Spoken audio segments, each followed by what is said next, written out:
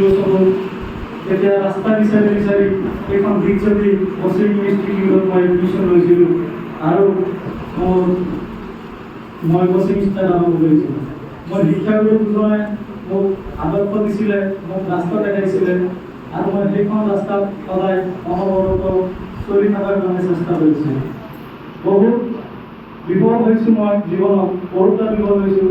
মোৰ সমনীয়াসকলে মোক বহুত ঠাট্টা কৰিছিলে, কিন্তু মই বাগৰি পৰা নাই। মোৰ ৰাস্তাত মোৰ আটা চাৰিআলি ছাৰে মোক সদায় কৈছিলে, তুমি বেলেগৰ কথাত কাম নিদিবা, সদায় নিজৰ মতে চলি থাকা, নিজৰ কাম নিজৰ কৰি থাকা, সফল এদিন পাবাই তুমি। আৰু মই সেইখন কথাৰ ওপৰত বিশ্বাস ৰাখি, আল্লাহৰ ওপৰত বিশ্বাস ৰাখি, মই নিজৰ ওপৰত বিশ্বাস ৰাখি মই মোৰ কাম কণ্টিনিউ কৰি গৈছিলোঁ। আৰু আজি মোৰ এছাৰৰ পৰামৰ্শ মোৰ মনত পৰি আছে। ছাৰ আৰু এটা কিবা কৈছিলে,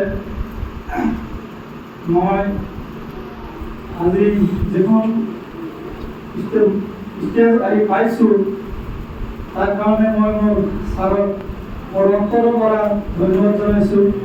আৰু মই সদায় আশীৰ্বাদ বিচাৰোঁ মোৰ গুৰু দুজনৰ ওচৰত, মুৰব্বীসকলৰ ওচৰতো মই আশীৰ্বাদ বিচাৰোঁ যাতে মোৰ চাকৰি জীৱনটো মই জনসাধাৰণৰ সেৱাৰ্থে আৰু নিস্বাৰ্থভাৱে দেশৰ হৈ কাম কৰিব পাৰোঁ।